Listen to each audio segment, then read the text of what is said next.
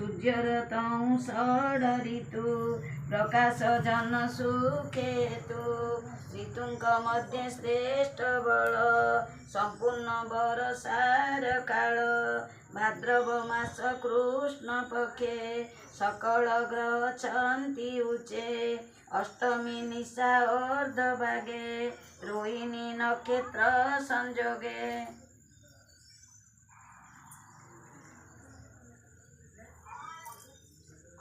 ବୃଷ ରାଶିରେ ନିଶାକର ନକ୍ଷତ୍ର ଗ୍ରହେ ବଳିୟାର ଗଭୀର ଘୋର ମେଘ ଘୋଷ ବର୍ଗ ଉତ୍ତମ ନବଂଶ ଏହି ସମये ସୁର ରାଏ ଆକାଶେ ଉତ୍ସବ କରାଏ ଦୁନ୍ଦୁବି ବାଦ୍ୟ ନାଦ ଜରା ରଙ୍ଗେ ନାଚନ୍ତି ଅପସରା ଦେବେ କରନ୍ତି ପୁଷ୍ପ ବୃଷ୍ଟି ଖଣ୍ଡିବେ ଗୋବିନ୍ଦ ରିଷ୍ଟି ଇନ୍ଦ୍ର ପବନ କୁଅକାରୀ ବୋଲଇ ଯାଅ ମଧୁପୁରୀ ତୋର ଗନ୍ଧ ଗୁଣ ଘେନି ଆନନ୍ଦେ ବହିବୁ ମେଦିନୀ କଂସର ବନ୍ଦୀ ଘରେ ଯାଇ ବହିବୁ ମଳୟ ଇନ୍ଦ୍ରର ଆଜ୍ଞା ପାଇ ବେଗେ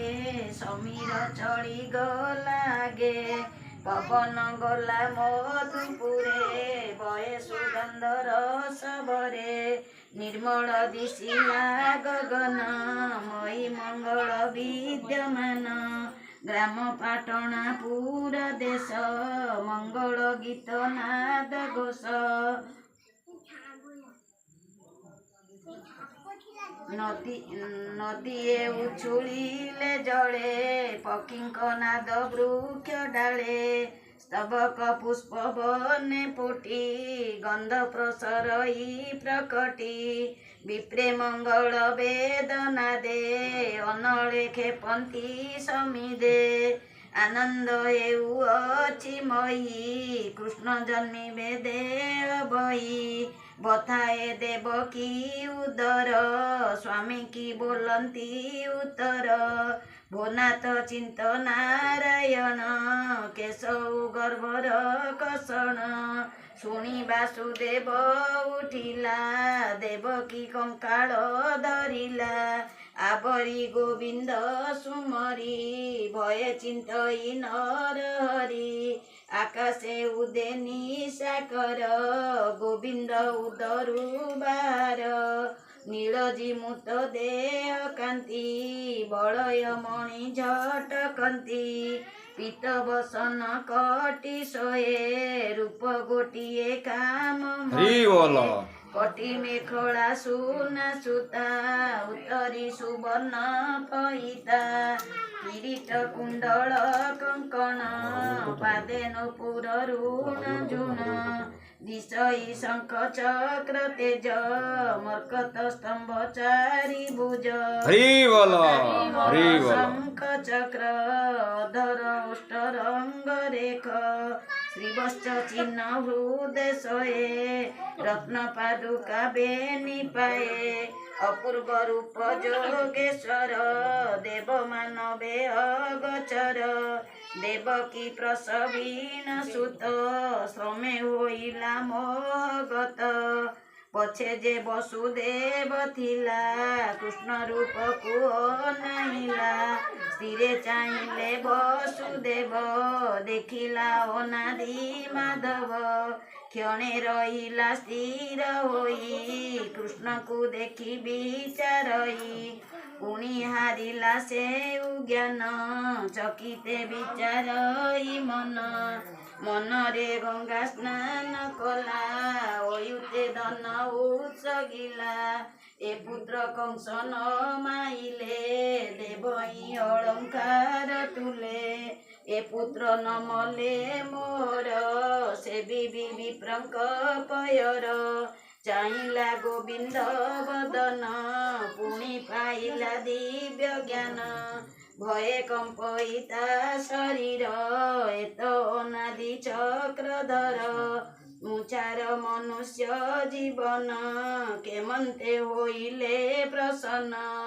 କି ବୁଦ୍ଧି କରିବଇ ମୁଇଁ କଂସକୁ ଡରେ ମୋର ଦେଇ बोलई वसुदेव शोके किंपा जात मंच लोके तेजे विराजे बंदी घर तिले नदी से अंधार कर अंजलि देई शिर निर्भय बोलई उत्तर श्री वसुदेव उवाच तोर आदि अंत नहीं प्रकृति तोते न जानई केवल सूक्ष्म रूप शून्य मुनिक चित्ते ज्ञान गम्य तोरी माया रे जगत महत आदि पंचभूत तई रे नौ तू प्रवेश प्रवेश प्राय तो प्रकाश बाहर भितरे अनंत सृष्टि करु तू आतजात बुद्धि लक्षण गुण घेनी तोते बोलंती दिव्य ज्ञानी काहू देखिबे देहबंत तू देव अनादि अच्युत जगत तोर तऊ जात पाळिन पुणी करु अंत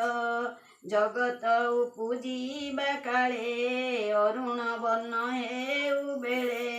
पाळिबा काळे शुक्ल वर्ण संसारे बोलाऊ तू धर्म संहार काळे कृष्ण रूप तोर विहार मोह कल्प तू एबे मोर घरे नाथ अंशे होइलु देहबंत जानिली जेतेक सुर नासी करिबु मोहि शिर तोर जन्म मोर घरे शुणिन कंस कोपवरे छपुत्र माइला मोर तू कि न जानु चक्रधर प्रहरी माने जगिछन्ति शुणिबे बोली मने बीती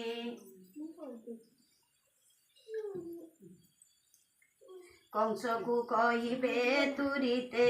से आसी मारी बटी तोते तोते ओ तुई रक्षा कर मुछार मनुष्य मातर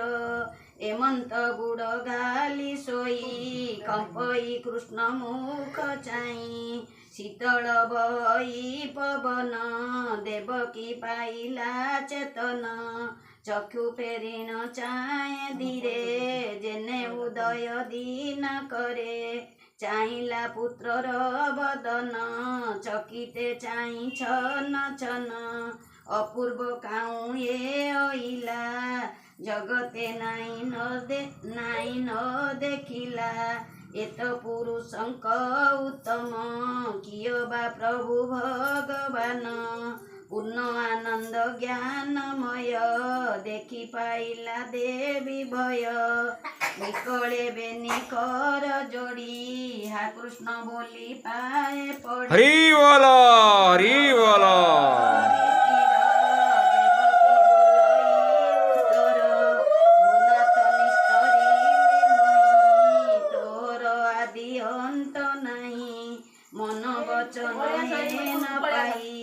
प्रसन्न हुआ मोते ज्योति स्वरूप निरंजन निर्मल पुण्य दिव्य ज्ञान देवे गोचर नो जेऊ अध्यात्म दीप मोआ बाहु ब्रह्मार अंते होई नासे ब्रह्मांड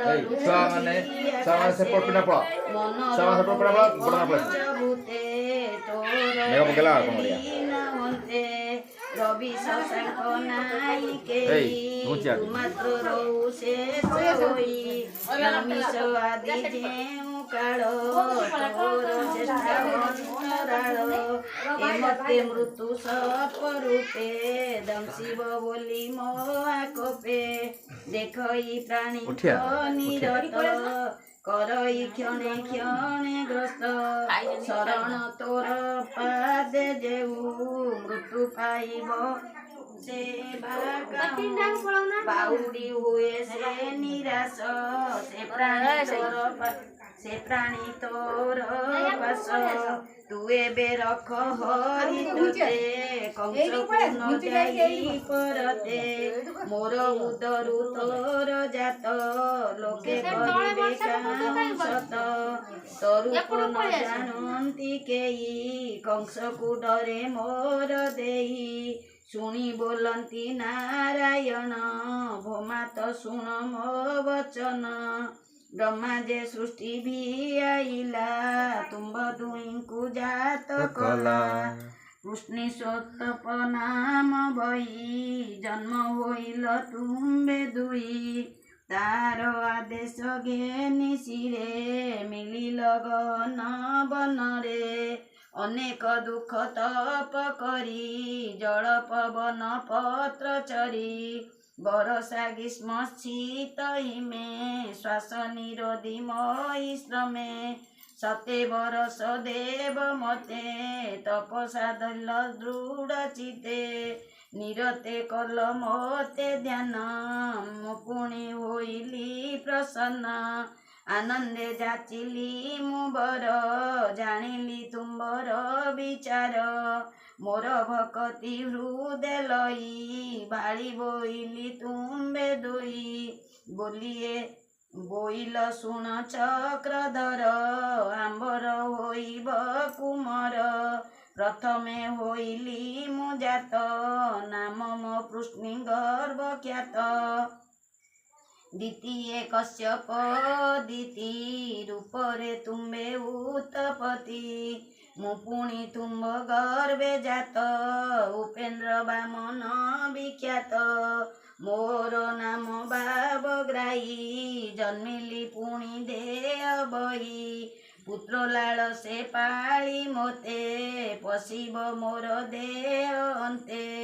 ଦେବଙ୍କ ବଚନେ ମୁଁ ଜାତ କରିବି ଅସୁର ନିପାତ ଏବେ ତୁରିତେ ନାଇଁ ବେଳ ମୋତେ ଘେନିଣ ବେଗେ ଚଳ ନନ୍ଦର ଘରେ ମୋତେ ଥୋଇ କନ୍ୟାକୁ ଆଣ ପାଲଟାଇ ହରି ବୋଲ ହରି ବୋଲ ହରି ବୋଲ ଏମନ୍ତ କହି ନର ହରି ନର ବାଳକ ରୂପ ଧରି ଗୋବିନ୍ଦ ଆଜ୍ଞା ଘେନି ଶିରେ କୋଳେ ଧରିଲା ଚକ୍ର ଧରେ ଫିଟିଲା ପୟରୁ ସାଙ୍କୁଳି ପଥ କଡ଼ାଇଲା ବିଜୁଳି କୋଳରେ ଦେଖି ନାରାୟଣ କବାଟ ଫିଟିଲା ତକ୍ଷଣ ନିଦ୍ରାରେ ମୋହିତ ସକଳ ବୃଷ୍ଟି କରନ୍ତି ମେଘମାଳ ତିନ୍ତିବା ଦେଖି ଜଗନ୍ନାଥ ଫଣାରେ ଢାଙ୍କିଲେ ଅନନ୍ତ କି ଆନନ୍ଦ ଯାଆନ୍ତେ କୃଷ୍ଣଙ୍କୁ ଘେନିନ ପଥେ ଉଗାଳେ ଉଗ୍ରସେନ ବୋଲଇ କାହିଁରେ ତୁ ଚୋର ନିଶାରେ ହୋଇଲୁ ବାହାର ଶୁଣି କମ୍ପଇ ବସୁଦେବ ବିପତ୍ତି କଲୁ ହେ ଦୈବ କୃଷ୍ଣଙ୍କୁ ସୁମରି ବିକଳ ନୟନୁ ବହେ ଅଶ୍ରୁ ଜଳ ତା ଶୁଣି ବସୁଦେବ କହି ପୁତ୍ରକୁ ନେଉଅଛି ମୁଇଁ ବୋଲଇ ଉଗ୍ରସେନ ବୀର କାଲି ମାରିବ କଂସାସୁର ଯେତେ ବାଳକ ତୋର ଜାତ ସଭିଙ୍କୁ କରାଇ ସେ ହତ ପିତାର ବିକଳ ଦେଖିନା ବୋଲନ୍ତି ପ୍ରଭୁ ଭଗବାନ ହରି ବୋଲ ହରି ବୋଲ ହରି ବୋଲ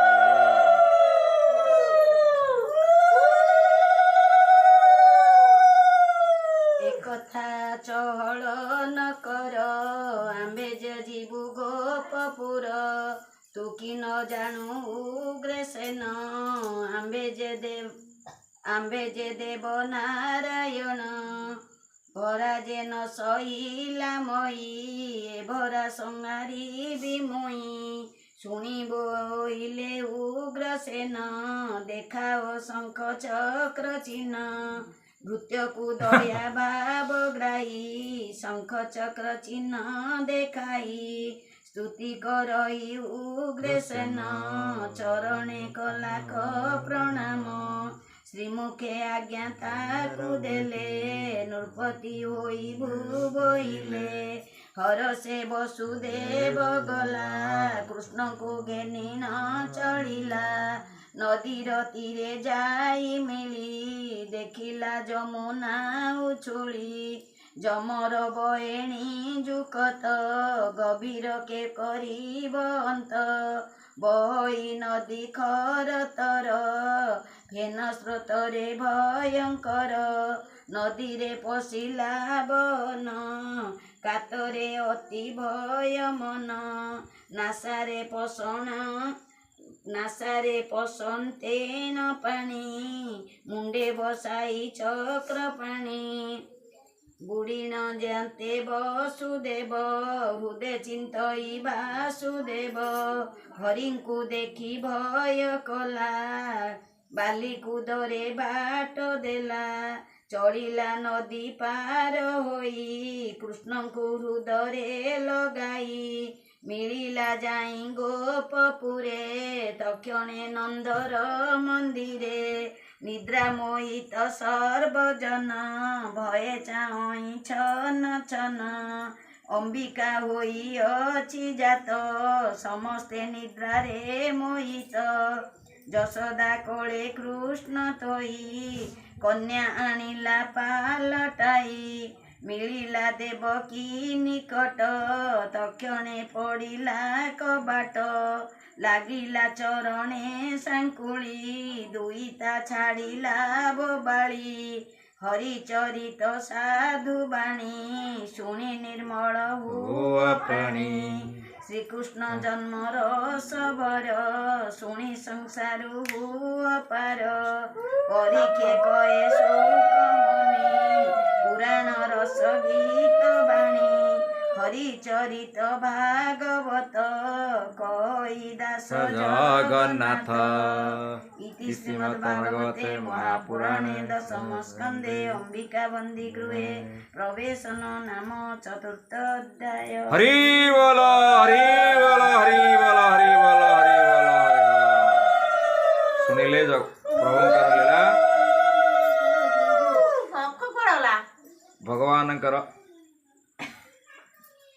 ଭଗବାନଙ୍କ ଲୀଳା ଶୁଣିଲ କ'ଣ ବୁଝିଲ ମତେ କୁହ।